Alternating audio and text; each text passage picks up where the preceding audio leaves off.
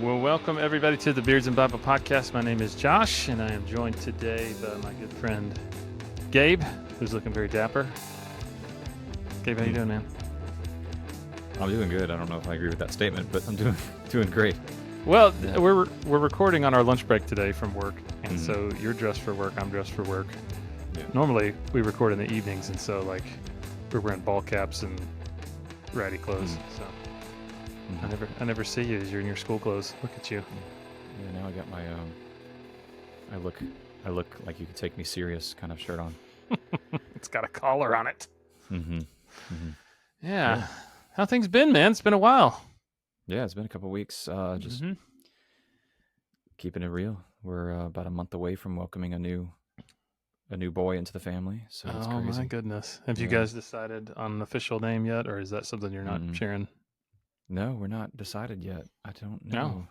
No. Okay. We've got a couple of front runners, like, obviously if you listen to the last episode, Judah was one of the front runners. It's still being kicked around. All the boys, Nice. all my current boys like that name the most. And we got Benaiah is one of David's mighty men. Stacy really likes that. Yeah. I know a Benaiah. We got a couple that we might do like some backslidden names that are, what I mean by that is like just not biblical names. Yeah. So anybody listening doesn't have a biblical name is deeply offended right now if you just called him a backslider. Well, it's funny because like Stacy and I were sitting on the back porch talking the other day, and she's like, "Could we go with some other names?" Like here, she laid some out, and I was like, "Sure." I mean, I was like, "We don't have." There's nothing in the Bible that says we have to name our kid after a Bible character. It's okay, but we almost like feel guilty for not doing so. It's just a problem. That's funny. Well, that's crazy, man. That I feel like it was just the other day you were telling Jenny and I, when we were hanging out with y'all in October, that you guys were like, we're not sure if we're done having kids. And we were like, whatever. And then here you go. So, wow. Yep. Congratulations, man. Yep. That's fun. I think Judah's a great name too. So, yeah. How have you guys been? How'd you fare in the storms and everything? Well, we were actually out of town. We were in Pigeon Forge, which, if you are familiar with Tennessee, is kind of like the vacation place everybody goes. And we had heard there was some weather coming in, but we were actually like going out that night, and there was no rain or anything. I mean, it was like nice. It had rained earlier in the day, and kind of had to change some plans around.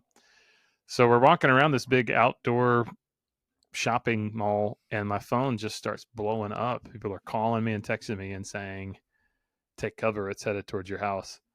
Whoa. And I was like, what?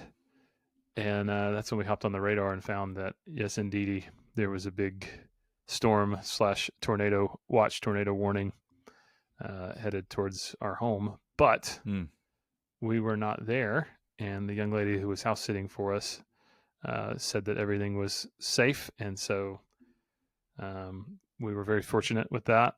However, the next day, our children's pastor came to our church, and as he walked in the door, there was about 3 inches of sewage sludge that had backed up downstairs.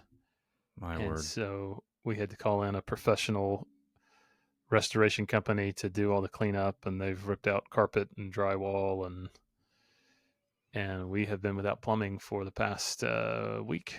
So yeah, so it looks like we'll probably be about 2 weeks without plumbing here in the building. We had porta potties in our parking lot for church this past weekend, and no kids ministry downstairs, and yeah, so that's what we've been having to navigate through.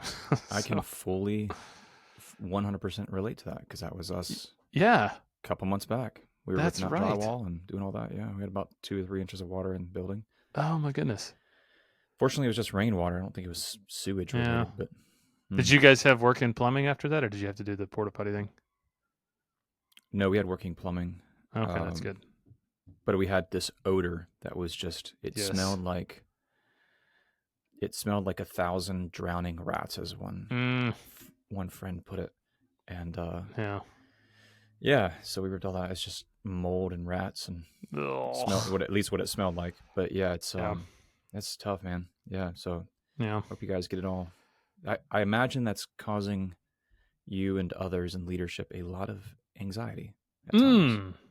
You just said the word of the day. La! No, just kidding. We don't have that here, but yes, it has. And honestly, I think part of the topic today is, I think, inspired by not just conversations I have with folks in my church that continually bring up these ideas, but the fact that I think I'll be vulnerable in a very real way because of a lot of the challenges we faced with this situation and others like it. I have been battling, I think, a bit of discouragement. Mm-hmm.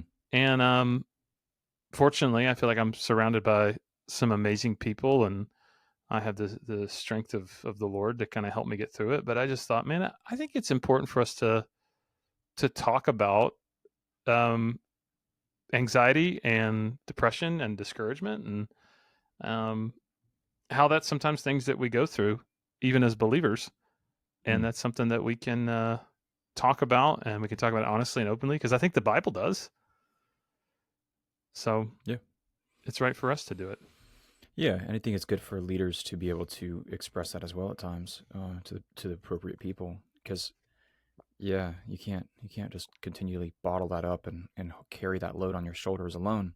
But someone who had to navigate these waters, no pun intended, of having a flooded meeting space and building, it's like that it can be a lot. And you're like, man, I did not realize how much of my emotional kind of peace was bound up in this idea of people having a clean, dry, neat meeting place. And then Sure.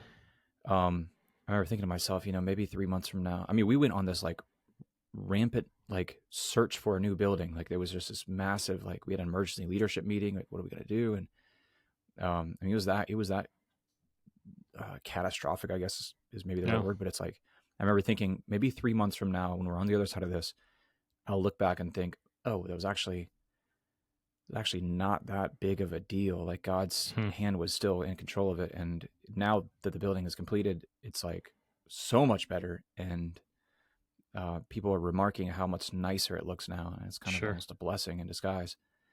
The But funny thing is about moments like that is, mm, when you're in them, when you're in mm, that moment of anxiety, when you're in that moment of discouragement or even depression, it's like there's a part of you that knows it's not always going to be this way, but there's another part of you that feels like it always is going to be that way. yeah. Does that make Yeah. sense?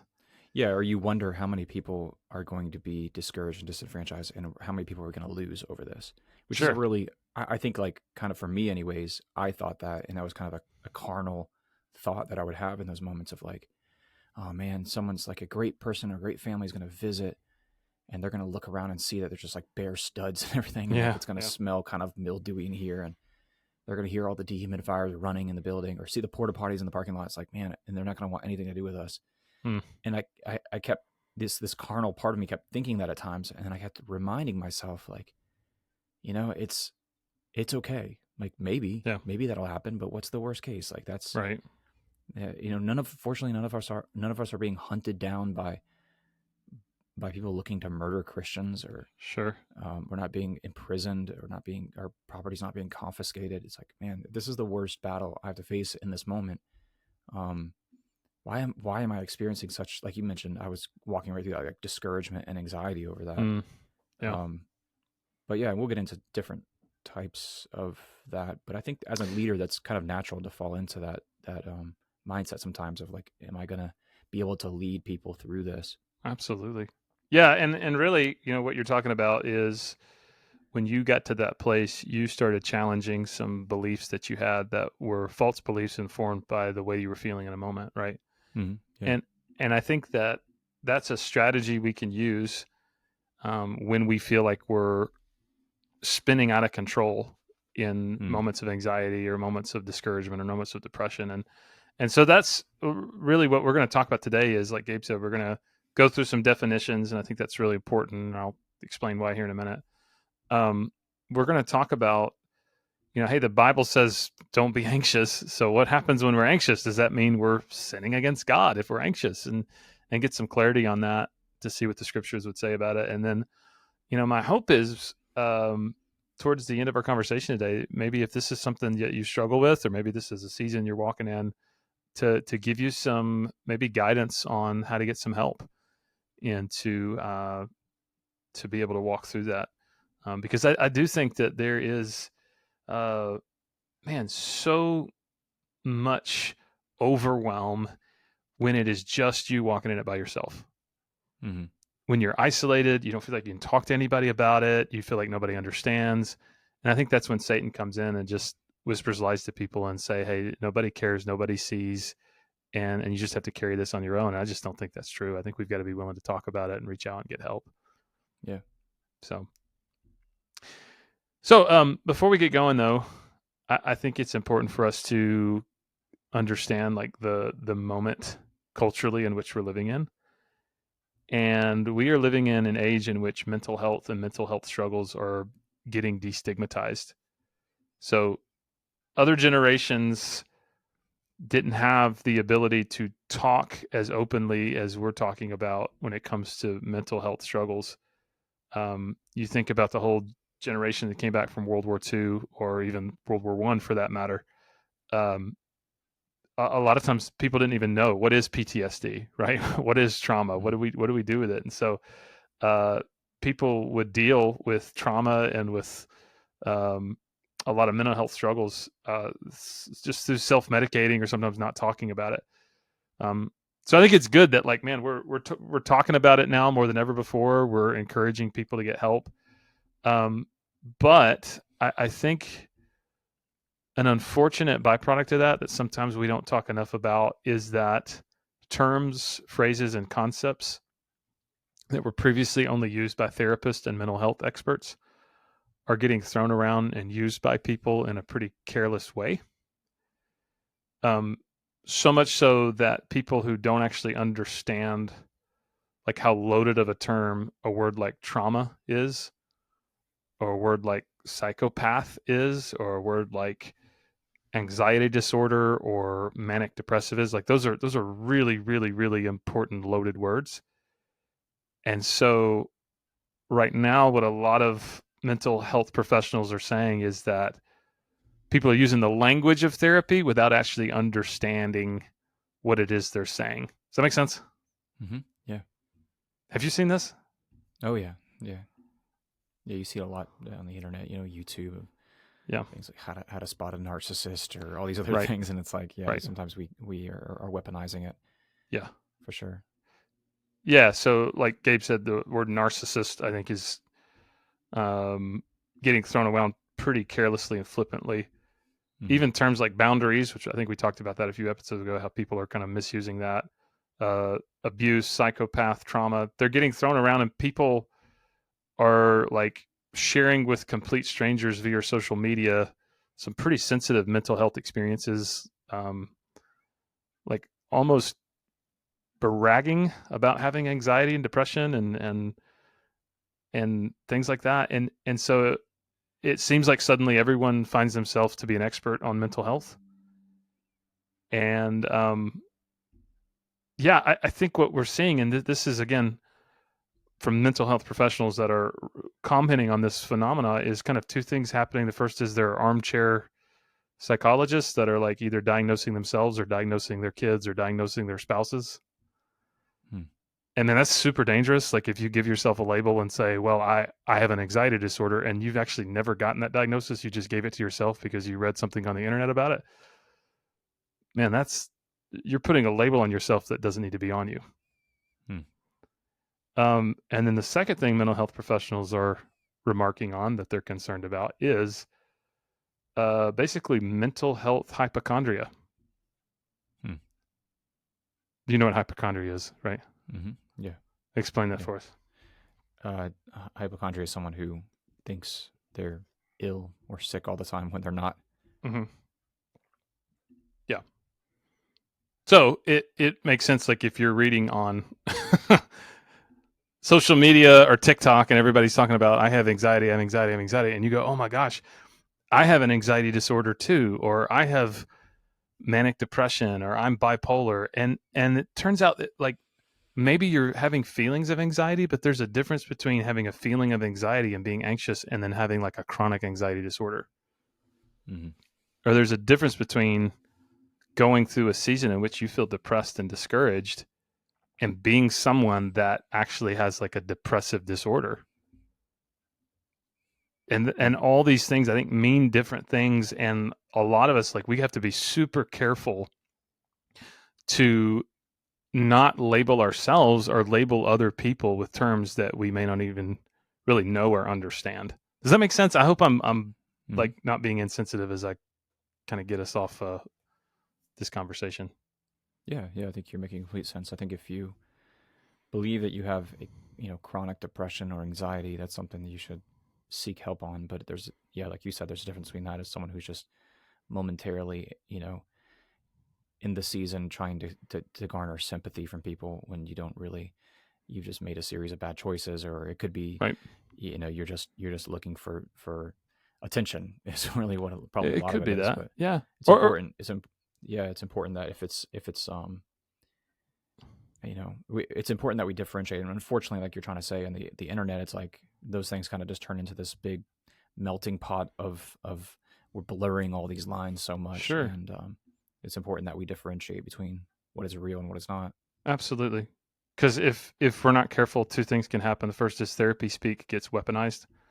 Mm-hmm. We'll end up diagnosing ourselves and other people with disorders that we may not actually have, or we can misuse the concepts of boundaries and trauma. We can call everybody an abuser, every relationship toxic. We can label everything as gaslighting, and like, there is such a thing as real abuse and real toxic relationships, and there is really gaslighting. But man, like, we may not actually be experiencing that if the only thing we know about those things is what we've read online about them.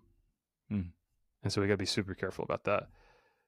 And then we got to be careful to not become a mental health hypochondriac, where we cause people to think that they have a mental health disorder that they don't actually have, or we cause ourselves to think we have a mental health disorder that we don't actually have. And above all, before we even hop into this, if we're careless and reckless about throwing labels and terms and concepts out there that we don't really understand because we're not mental health professionals, we actually invalidate those around us who are actually struggling with this stuff. And that's really, really, really, really unfortunate, because I think that's been happening a lot with them. So is that fair? I want to be sensitive before we hop in, but I think that's right for us to say that.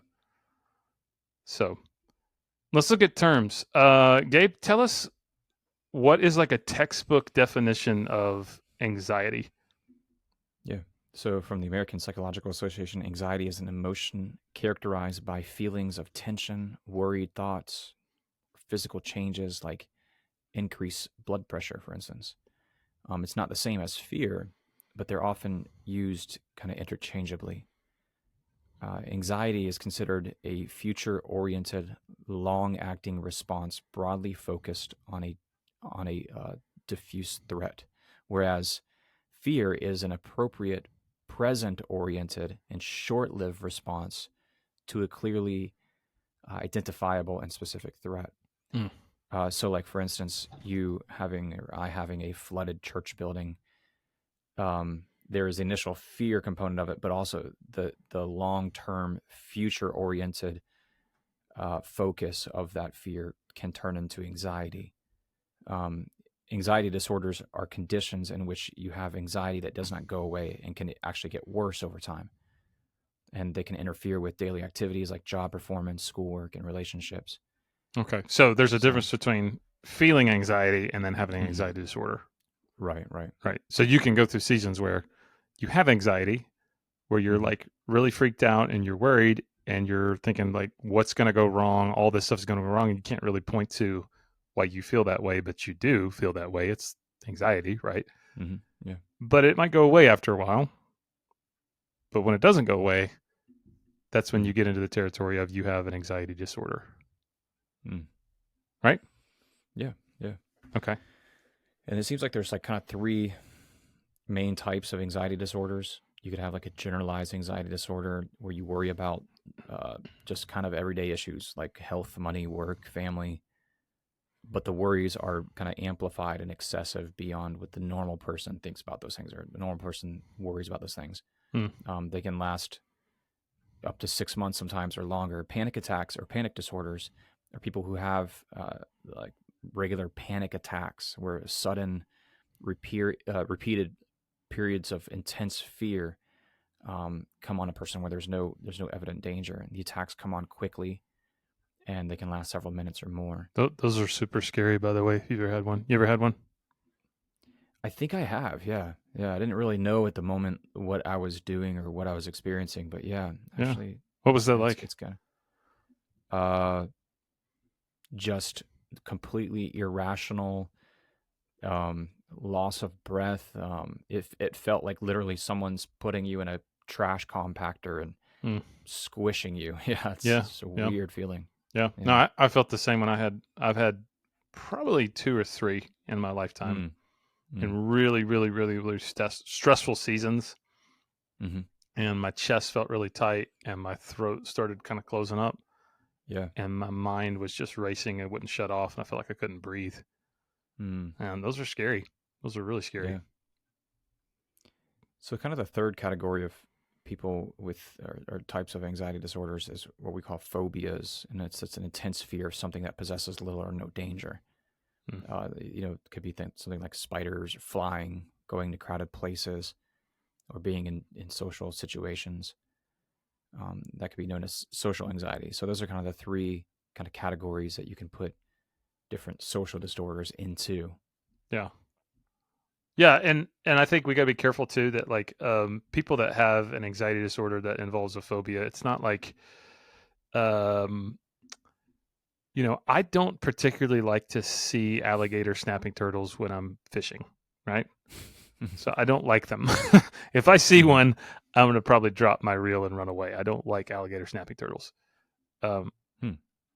do you have a fear of something, Gabe, that you would say is probably a little bit like heightened, Hmm. like snakes, Yeah. spiders? I would say any stinging flying insect like wasps or hornets. Okay. Yeah. Yeah, Okay. yeah. But I don't like completely shut down and Okay. lose all my Well, faculties when I'm around them. But yeah. and that's what I'm saying. Like we got to be careful when I've met people. They go, "Man, I've got a phobia of spiders. I Mm-hmm. hate spiders." Okay, when someone has like a anxiety disorder that's like a phobia, it affects their life in such a way that they can't function. Mm-hmm. And so we got to be really careful using these terms to describe something we experience that might be like, I just don't Mm. like that. Or I Yeah. this one particular thing kind of freaks me out, so I don't like it. Okay. Yes, but that may not be an anxiety disorder connected to a Right. phobia. Like you probably need to get a diagnosis from a mental health professional before you start throwing that label on yourself.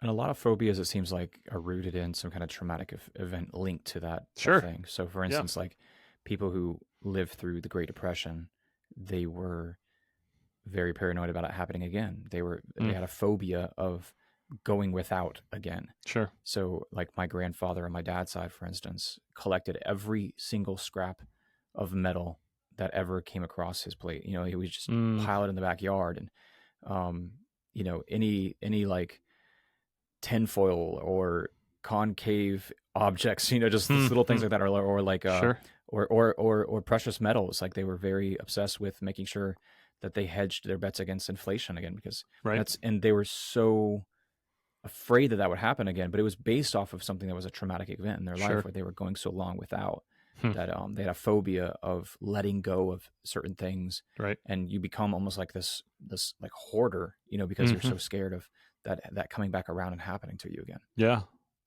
Well, that's interesting. I think if you've ever watched the show Hoarders or you've ever Mm-hmm. come across someone who's a hoarder, that might be connected to an anxiety disorder or a phobia, Mm-hmm. fear with going without.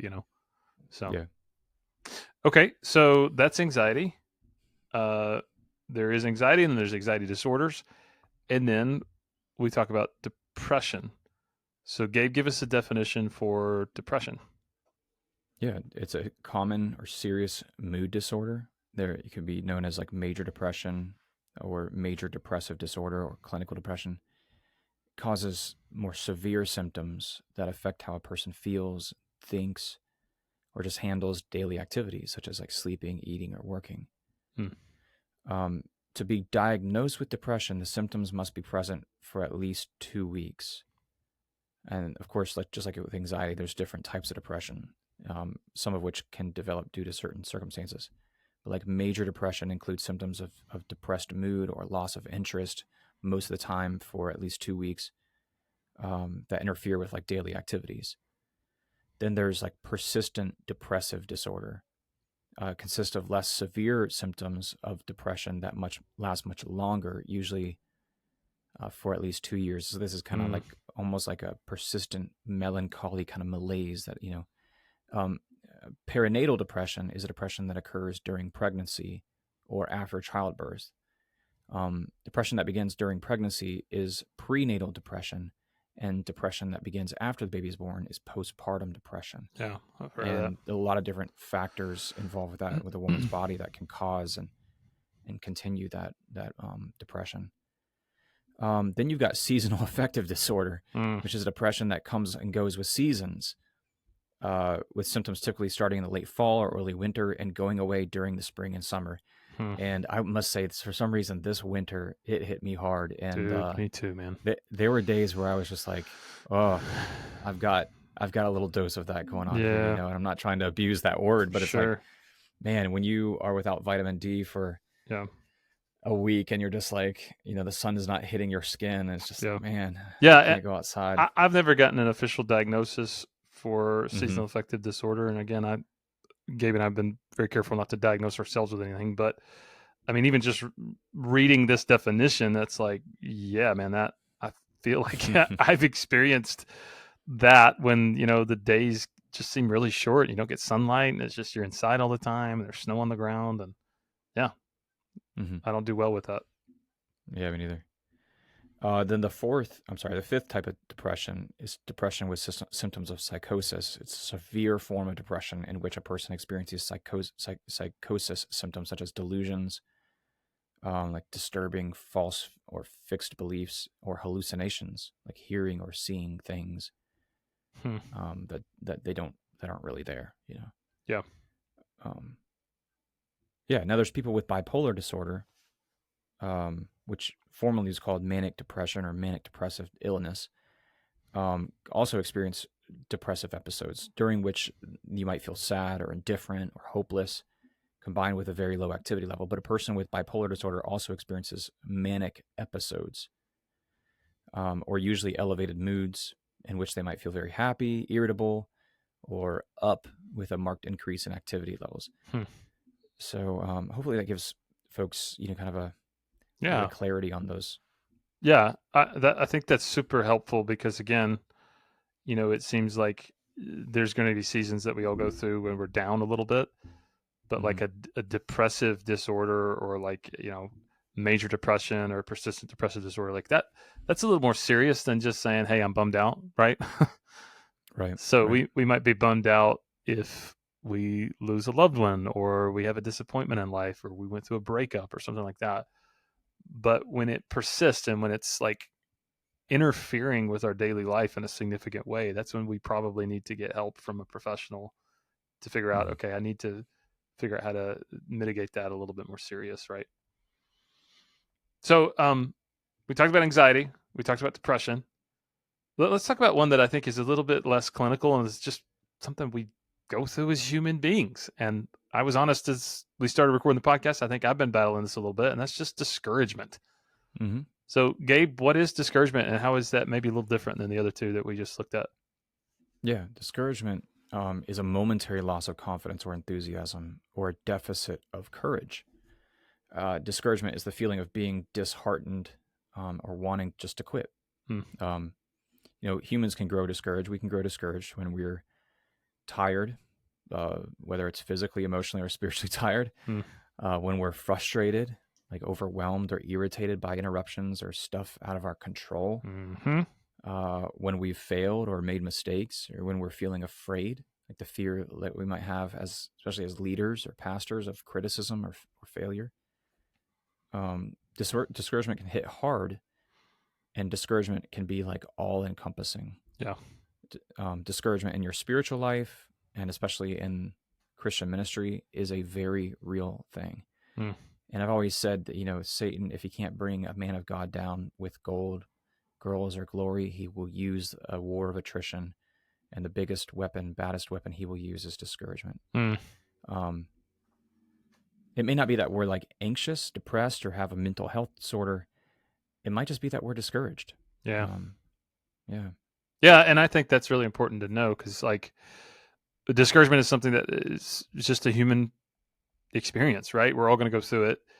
Right. But living in the day and age in which we have the language of therapy, sometimes what happens is we give ourselves a diagnosis for something that's very, very, very serious, when it might just be, no, Right. man, we're actually going through a season of discouragement, and that's something that, as just a normal human being, you're probably going to experience. And so it's right to know that, like, if that persists and gets more serious, then yeah, that's a problem we need help for. But discouragement may not be something that we need to put a label on, like it's a serious mental health crisis. And I hope that helps somebody that's listening to this, because I'm concerned about that as a pastor, especially with the younger generation. I'll meet with younger folks, and they'll tell me that they have all these disorders and stuff, and I'm like, okay, wait a second, did you go to a doctor? Did you see a therapist? Did you? Well, no, but I've read about it, and that's what I have. And I'm like, I just don't know that that's how it works, right? Right. So, well, I think it's so easy too in this day and age to, like you said, watch a YouTube video and signs that you have depression or signs that you're bipolar, and then you self-diagnose, but it's maybe an incorrect diagnosis. But you've literally stepped into that because you feel like you fit that mold. Maybe you went through like a bad breakup or something, and you're like, okay, now because I meet some of these checklists on this YouTube video, now I know that I am deeply depressed now. And it's like, well, you might be really discouraged. You might be very sad and heartbroken, but yeah, you got to be careful that you don't kind of name and claim that over yourself, right. And actually live into that. Yeah. So fortunately, our Bibles are not silent about these things. We're going to look at anxiety in the Bible, depression in the Bible, and discouragement in the Bible. So, Gabe, is the word anxiety in the Bible?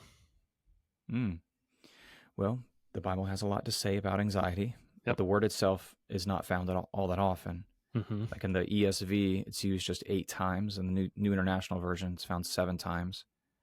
Old King Jimmy version doesn't use the word. Yeah, it doesn't use the word at all because back then they didn't have those kinds of problems. I guess not, synonyms like trouble, heaviness, distress, and cares are instead used in its place. Yeah, which I think those are good. Those are good, substitute words. Like heaviness is something that you might feel. You might feel physical heaviness. Sure. That to me anxiety feels like what an anxiety attack feels like, is heaviness. Mm-hmm.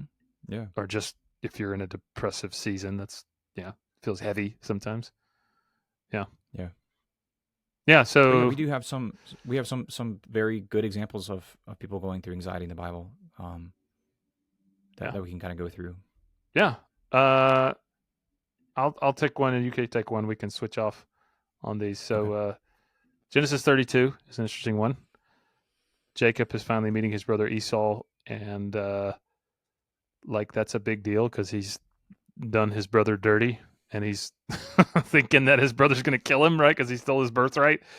And the text talks about Jacob feeling anxious because he's expecting this horrible battle with his brother. And the anxiety he feels, I think, is kind of threefold. I think number one, there's an imminent threat and he doesn't know what's going to happen. So he feels anxious because of that. I think 2, there's a broken relationship. I think you can feel anxiety when there's somebody that you love and care about and that relationship has been broken. And then number 3, and I think this is what we don't talk about enough as Christians, Jacob has a guilty conscience. And if you've done something wrong and it's sinful and you've not really made it right or confessed it or, made it right with the person you've wronged, I mean, that's going to cause you to feel pretty anxious about it, right? 100%. Yeah. Yeah, take the next one. Well, another example of someone going through distress or anxiety, depression perhaps, in the Bible is found in 1 Samuel chapter 1, where Hannah is distressed because she was unable to conceive children. So she was being taunted by Penina, her husband's other wife. So her distress is caused by an unfulfilled desire to have children and the harassment of a rival. Hmm. So it's a very, very real and even a modern day source of anxiety and depression in some women. Infertility. So, yeah, absolutely. Yeah. Well, then you got Esther 4. The Jewish people are all anxious because there's a decree that is established by Haman that they all need to be killed and massacred, mass genocide across the Persian Empire. And so Queen Esther is anxious because she is planning to risk her life to save her people. And so we can understand why they would feel anxious, right? There's fear of imminent death. So I think anybody would feel anxious with that. But then fear of the unknown. What's going to happen, right? Yeah. I'm going to go into this meeting. I don't know what's going to happen after this meeting. I can't tell you how many meetings as a pastor I've felt that like fear of the unknown and that anxiety. You know, the night before a big meeting, trying to get to sleep. Lord, help me. I don't know what's going to happen because this meeting, I hope this meeting goes this certain way, but it's in your hands. You know, I felt that. Sure, you've probably felt that too. Yeah, definitely. Yeah. It's important to know, based, 1 Corinthians 7:32, that not all anxiety is sinful. Paul states in this verse that an unmarried man is anxious about pleasing the Lord, while a married man is anxious about pleasing his wife. So in this case, the anxiety isn't a sinful fear, but it's a deep, proper concern. It's important to have that in context as well. I think that's an interesting one, that as a father and a husband, you have this concern to take care of your family and to be there for your wife. So that's not sinful. That's actually a good thing, right? Matthew 6, Jesus talks about anxiety, but the kind of anxiety that Jesus talks about seems to be more of an anxiety that's based on not trusting God to provide for everyday needs. So he talks about, don't worry about what you'll eat. Don't worry about what you'll wear. Look at the lilies of the field. God takes care of them. Don't be anxious. Don't worry. By being anxious, you can't add a single day to your life. You can't add a hair to your head. So that seems to be a different kind of anxiety than the other examples that we've said. That seems to be more of, hey, trust God. Seek first the kingdom of God and his righteousness, and all of the things that you need are going to be added to you. Yeah. It's kind of the anxiety that Corrie ten Boom talks about when she says, worry does not empty tomorrow of its sorrow. It empties today of its strength. Yeah.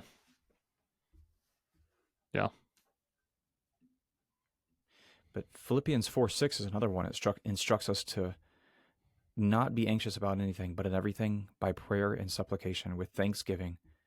Just let your requests be made known unto God, and the peace of God, which surpasses all understanding, will guard your hearts and your minds in Christ Jesus.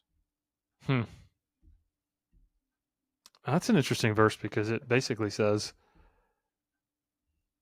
you're to be praying about the things that you're concerned about. And so when I'm talking with somebody and they're talking about how they're just worrying about a lot of stuff, I think one of the things I try to do is just ask them, well, have you taken these things to the Lord in prayer? And if the answer is no, I'm like, well, that's probably the best place to start, right? Okay, so that's examples of anxiety in the Bible. What about depression? Do we read about depression in the Bible? Yeah.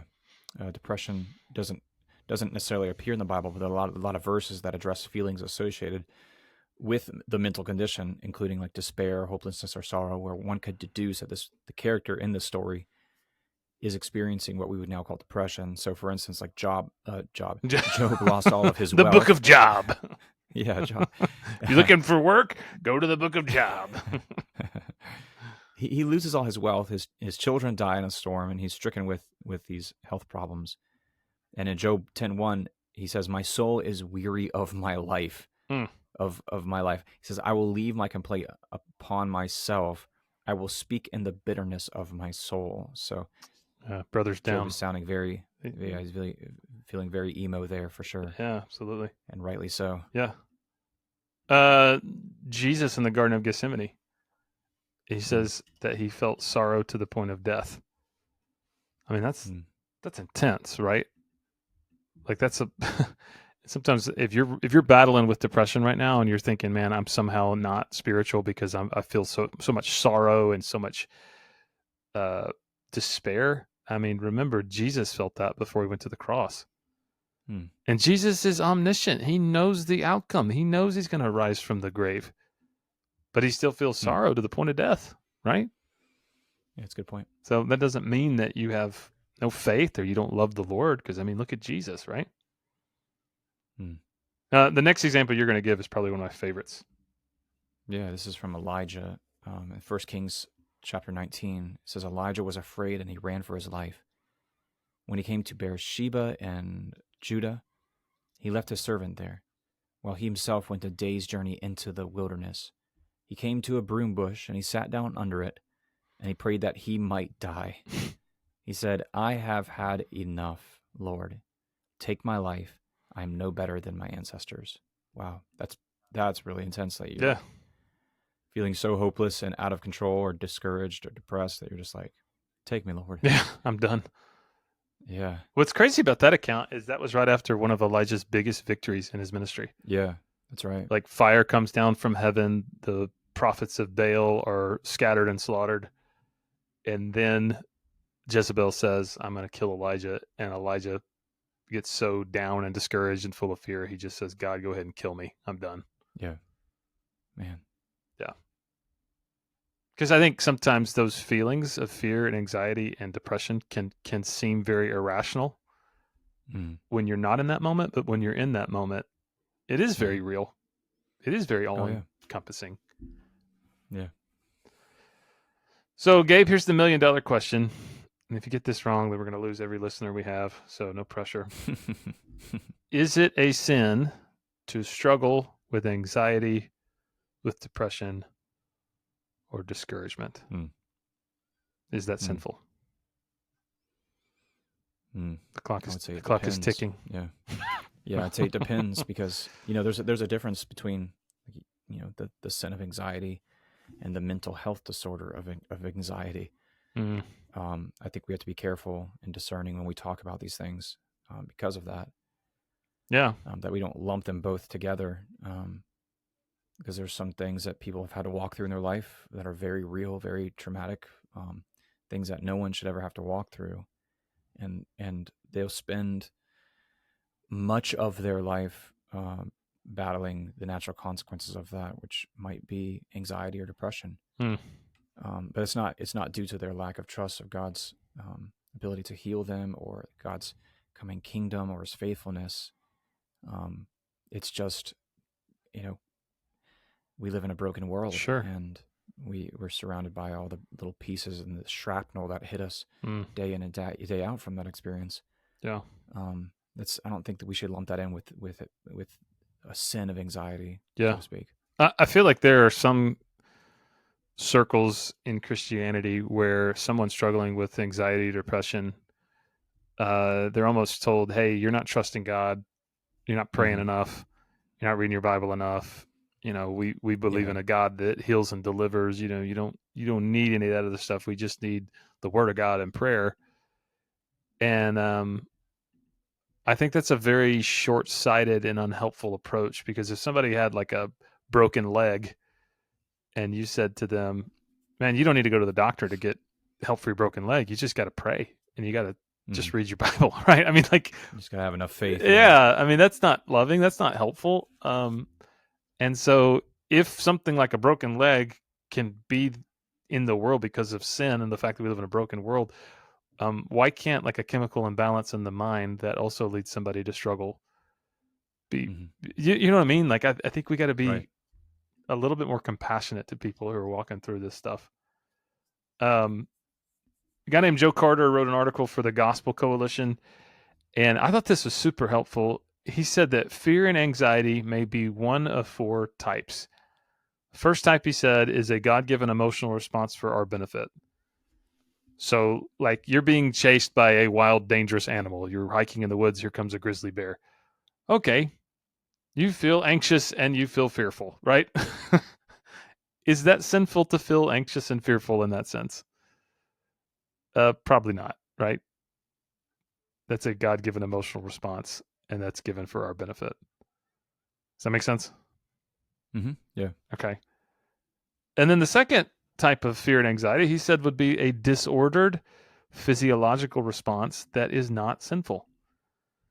So he wrote, for some people, anxiety manifests as a physiological malfunction that has become both disordered and debilitating. Some symptoms include persistent anxious thoughts on most days of the week for 6 months. When the anxiety interferes with daily functioning, or when you have anxiety related symptoms such as trouble sleeping, these are often symptoms of a medical condition such as generalized anxiety disorder, panic disorder, or social anxiety. In such cases, a person should seek help from a counselor or a physician. This sort of anxiety is also not the type that we would ever consider sinful. Do you agree with that? Yeah. Yeah. I agree with that 100%. And I think we got to be really, really careful to not shame somebody if they're feeling anxious, and that actually might be what's going on, right? Mm-hmm. But a lot of times people just say, well, that's all anxiety can be. You just need medicine. And I think sometimes we fail to deal holistically with like the sum total of that person and perhaps some other causes. So, Gabe, you want to tell us the other two causes that Joe Carter wrote about in the article? Yeah. Yeah. So the fourth cause, or I'm sorry, the third cause is a natural consequence of sin. So, for instance, if someone takes like recreational drugs and develops an anxiety disorder, Hmm. we talked a lot about that in our episode. Man, it's been a couple of years now on psychedelics and Yeah, using sure. psychedelics that can actually produce a anxiety disorder or actually paranoia. Hmm. Someone maybe cheating on their spouse might become anxious about their marriage falling apart. Yep. Someone who gambles away all their money might become anxious about how they're going to pay the bills. But in all these cases, this anxiety is a result of sin. Hmm. It's a result of someone's actions. The other type of anxiety is a sinful response to God's providential care. So this is an anxiety that results because we just simply lack trust in God. Yeah. This is the type that Jesus and Paul were referring to in the passages that we quoted earlier, like Luke 12:22-30. Jesus tells his disciples, he says, "Therefore I tell you, do not worry about your life, what you'll eat, or about your body, what you'll wear. For life is more than food, and the body more than clothes. Consider the ravens. They don't sow or reap. They have no storeroom or barn. Yet God feeds them, and how much more valuable you are than the birds. Who of you by worrying can add a single hour to your life? Since you cannot do this very little thing, why do you worry about the rest?" And he continues, "Consider how the wildflowers grow. They don't labor or spin. Yet I tell you, not even Solomon in all his splendor was dressed like one of these. If that is how God clothes the grass of the field, which is here today and tomorrow is thrown into the fire, how much more will he clothe you, you of little faith? And don't set your heart on what you will eat or drink. Do not worry about it, for the pagan world runs after all such things, and your Father knows that you need them. But seek his kingdom, and these things will be given to you as well." Mm. So this is like the question, do we actually believe this? And if so, if we really 100% believe this, we shouldn't be anxious. Mm. And those are kind of anxieties that are kind of within our realm of control, we could say. Sure. They're a consequence of decisions that we're making, maybe. Right. So when we're not trusting God with our everyday needs, we're going to feel worry, anxiety, and that's a consequences of us not trusting God with everyday needs. So we have to be careful to not say that all anxiety is us not trusting God, but we also have to be careful to say that no anxiety is a result of us not trusting God, because the Bible's clear. I mean, some of it is, right? And so my concern is that when we just chalk it up to, well, I've got a disorder, I need medicine for it. Well, maybe it may be that, or it may just be that you need to learn how to trust the Lord and make sure that you're choosing a lifestyle that will lend itself to peace in your life. And I don't think people are talking enough about that as we need to be. Mm-hmm. Mm-hmm. For the sake of time, we can go quickly through this, but the Bible does talk about depression, but does the Bible say depression is a sin? No, in short, it doesn't. Okay. No. Yeah, and the Psalms are really helpful for that. So if you've ever Yeah. felt like I'm the only one that's ever been depressed, well, read the Psalms, right? Because the psalmist at times you're like, bro, you need a hug, right? Just read a couple. Psalm 38. There's no soundness in my flesh. I go mourning all day. My strength fails me. The light of my eyes have even gone out from me, right? Yeah. So that's like a real thing. But these psalms of lament, these psalms of mourning, that man, you read this and if you're feeling like in a low place, like you can connect with, it almost seems like every one of them ends with the psalmist saying, "For I hope in you, O Lord, you will answer me, O Lord my God. Hope in God, I will again praise him for the help of his presence." That's Psalm 42 and 43. Psalm 69, for the Lord hears the needy and does not despise his who are prisoners. So it seems like what the Bible describes depression as like this human experience that sometimes we might go through, but it's God who is our help in the midst of it. It's not this like diagnosis that we get and then there's this distant God who doesn't care about it. He doesn't care about us. No, it's something that like God walks with us through and he's present in the midst of it. That there's no height, there's no depth that can ever separate us from his love. That the Lord hears the needy. I'm teaching through 2 Corinthians right now, and we read about Paul in chapter 1 saying, we were burdened excessively beyond our strength so that we despaired even of our life. Jesus, again, we mentioned this earlier, he experienced despair and emotional pain in the Garden of Gethsemane. My soul is deeply grieved even to the point of death. So, yeah, I mean, I don't think that one could read any of those things and say, okay, Paul was in sin, that's why he was depressed. Jesus was in sin, that's why he was depressed. No, not at all. Right? Sometimes we're going to go through low seasons for any number of reasons. But in the midst of that, God is with us and God's going to give us the strength that we need to walk through it. So Gabe, do you want to switch off between these last few things, kind of ending the episode? We want to talk about like what can you do if you find yourself struggling with these things. Why don't you take the odds? I'll take the evens. Mm-hmm. Yeah. So, number one, bring your anxiety, depression, and discouragement to the Lord in prayer, and by meditating on the truth of God's word. And that can be like writing some powerful, encouraging verses down on 3x5 index cards and putting them all around your house and your car, so that you can memorize them and quote them when you feel, waves of discouragement or despair or anxiety come over you. Do you think that some of us, maybe that's not where we start, when that's probably where we need to start? Absolutely. Yeah. I think number two is reach out and get some help. So if you've never told anybody, it's probably time to tell somebody. If you're feeling low, you're feeling anxious, or you're feeling depressed. So it could be a friend that you trust. It could be a loved one, like your spouse. It could be your pastor. And if it's serious, if you feel like concerned, like this may be a anxiety disorder, maybe this is like a serious depressive disorder, you need to be reaching out to a mental health worker, a professional, somebody that can give you the help that you need, not just somebody who has read a bunch of stuff on the internet and, just can give you an armchair diagnosis. No, you need some help from somebody that can genuinely help you with that. And so I think it's important to not go through it alone, because that can be pretty dangerous for us to walk through that alone if we're isolated in it. Yeah. Yeah, and I think a good godly counselor will help you identify possible causes for what you're feeling, and maybe ask you or get you thinking, what are some false beliefs that I'm holding on to that are leading me into this, or what are some lifestyle choices I'm making that may contribute to this? And a good godly counselor will help kind of pull those things out. One of the things I've realized sources of anxiety in my life come through a cycle of comparison of other people with myself, and saying, am I as good?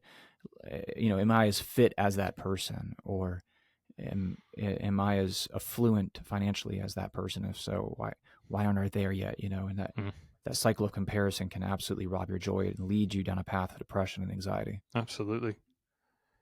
Yeah, and the next one I would say, like, the answer for you if you're dealing with an anxiety disorder or major depressive disorder, it might be medication because it might be a genuine uh, physiological issue, and so I think that needs to be destigmatized if that's what you need, right? But we got to be really careful because the answer isn't always medication, and it could be that you're feeling the way that you're feeling. And I'm not saying this always is what it is, but it could be this. Maybe it's because you're living in guilt because there's unconfessed sin in your life, right? Mm-hmm. Yeah. It could be that you're living in false guilt. You feel like guilty about something, and there's no reason for you to feel guilty about something. It's because you get this misplaced shame because, like, man, you're not really applying the gospel to your life. Maybe there's ungodly fear that you have, like you're not trusting God with certain parts of your life. Maybe there's suppressed bitterness or hatred. Like if you're dealing with like hatred or bitterness or unforgiveness for somebody, that's going to have an effect on like how you sleep and how you live, and it's, that's a real thing, right? Maybe you're experiencing the grief cycle because of a loss, and that's okay. But just doping you up on medicine when you may not need it, that may not be the answer, right? Because that's still going to be there uh, when you get off the medicine. So yeah, I think sometimes we might need medication, but I think generally speaking, I think most mental health professionals that I've read would agree. I think we're getting over medicated just as a culture right now. There's a really interesting book called "The Body Keeps the Score" about trauma, and I just read it recently. And that guy basically connected the phenomena of over medicating kids with the rise of big pharma and the profits that these massive pharmaceutical companies have.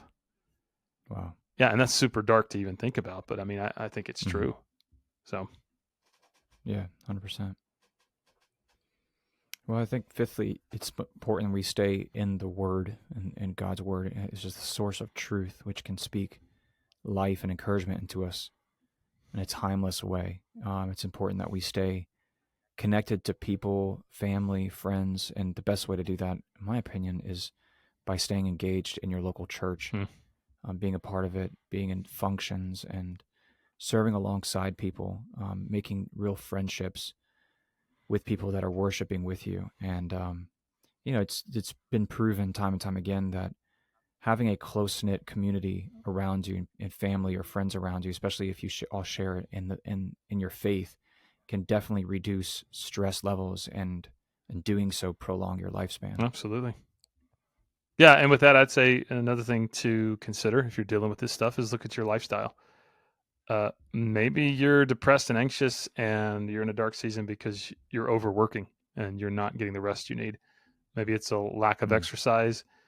Maybe you're not getting the sleep that you need. Maybe you're procrastinating and you're letting stuff pile up on you, and then you're getting anxious because you're not staying disciplined about making sure that you're taking care of things you need to take care of. Maybe there's an absence of spiritual discipline. You've not prayed. You've not been in the Word, right? There could be any manner of things. Can I tell a quick story real quick? I know we're kind of running short on time. So there was a young man years ago who came to me, asked that I would disciple him. And I said, okay, so what's like some things in your life that you want to grow in? He's like, well, I feel really aimless. I feel really depressed, and I feel really anxious sometimes. I said, okay, well, I mean, we'll talk through some of that and pray through some of that. And if I can't help you with that, maybe I can connect you with a counselor or somebody that works in mental health that can help you with that. So it turns out he had a problem staying up through most of the night playing video games. So he'd stay up till 3 or 4 in the morning playing video games, and then he would pass out, get 2 or 3 hours of sleep, and then have to wake up to go to class or have to go to work the next day. And then he'd be miserable at work the next day, or he'd be miserable at his class the next day. And this happened like a couple of times as we're kind of talking through this. And finally, I just say, hey, brother, I think probably 95% of your challenges and struggles with this might be that you're not getting enough sleep and you're playing video games too much. And he didn't like that answer. He's like, I don't have a problem. I can quit anytime I want. I'm like, you just played your cards. You do have an addiction and you need to cut that out if you want to grow in these areas. So So it could be just something as simple as that, right? Maybe not something we want to hear, but I mean, that's true sometimes. Yeah. Yeah. A big source of anxiety and depression that we as humans may experience comes from a lack of resolved conflicts with other people in our life. It could be like an ongoing troubled or tense relationship. But they can have tremendous effect on our spiritual, mental, and emotional state. So one of the big sources of discouragement, I think, for people in pastoral leadership is sometimes people come in and they start attending your church and they have a conflict with you or somebody else. And let's say you've grown close to them and you've you enjoy their company, and then they up and leave, and you never are able to fully resolve that conflict, or there's almost like a grieving process that happens, and and they left because conflict with someone else or whatever. It's like there's no really getting closure on that, and sometimes you have to learn how to really surrender that over to God. As hey, I can't carry this around for years and years and years. It's not healthy for me to do so. So if you have unresolved conflicts with other people around you, I think it's important to find practical ways to try to resolve that conflict. If that's not a possibility, maybe the person is deceased, or you just know that they're not going to resolve with you. There's some other practices you can do that, to help alleviate some of the tension that you're feeling in your body because of that conflict. Absolutely. Yeah, and I think one that as Christians we have to acknowledge, there's some consequences for sin if we're living in it and walking in it, right? So if you are continually walking in unconfessed, unrepentant sin, and it's secret, and you're hoping that nobody finds out, there's going to be a level of anxiety that you feel because you're always afraid you're going to get found out, right? You're going to feel bummed. You're going to feel down because like there's a part of you that knows that you're not supposed to be living this way. And so like you need to be able to repent of that, surrender that to the Lord, and walk in holiness. And I think that in my own life personally, anytime I'm down, I have to ask myself that question. Am I dealing with any sin? Have I confessed my sin? Have I surrendered that to the Lord? Yeah, I mean, secret sin, gosh, that will destroy you. So man, bring it in the light, get accountability, confess it, and walk away from it. Yeah, I would say lastly, if you need to see a doctor, physician, to get serious professional help, you should do it. Yeah. There's absolutely a time and a place for that. Someone who can help you kind of objectively analyze the source of some of the feelings that you're having and the emotions that you're having. And, like a behavioral therapist who can help, hey, let's change this, or let's not think about that. Yeah. It's important that we remove the stigma associated with going to someone who is an objective third party, who is professionally trained on unraveling some of these things that we have to grapple with on a regular basis. Absolutely. Yep. That's good, Gabe. That's good. I'm proud of you. Thank you. Yeah, man. I hope that we haven't totally just muddied the water and messed this topic up, because this is such a big one, right? I mean,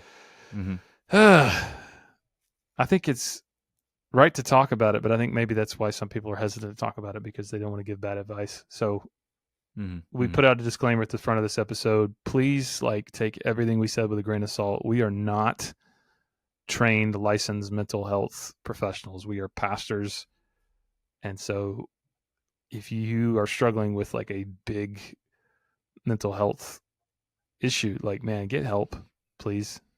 Do it for the sake of your family, for your kids, for yourself, and for, just for the glory of the Lord. I think God uses medicine sometimes to heal people. He uses doctors to heal people. He uses godly counselors to heal people. So yeah, man, be open to however Jesus wants to heal you in that. So is that a good way to end it? Yeah. You think so? I think you ended it just right. What you got going on the rest of your day? I gotta take some time looking at taxes. Oh, I gotta file some taxes. Boy. I know. Speaking of depression and anxiety. Yeah, man. Yeah. What about you? Well, what I got today? I got to go to a memorial service for a dear friend that passed a few weeks ago. He loved Jesus, loved the Lord, and so going to go honor his legacy today. So a little sad, but I know where he is. He's with Jesus. So, and then I think I've got some premarital counseling I'm doing with a couple, and and the ever ongoing sewage sludge soap opera of 2024. So we'll figure that out. So I know 3 months from now, you'll look back and you'll say, oh, that actually wasn't that big of a deal. That's right. Thanks for that, buddy. Appreciate you. Yeah. Well, if you have any questions for Gabe or myself, send us an email, beersandbiblepodcast@gmail.com. Thanks for listening, and we'll see you guys next time.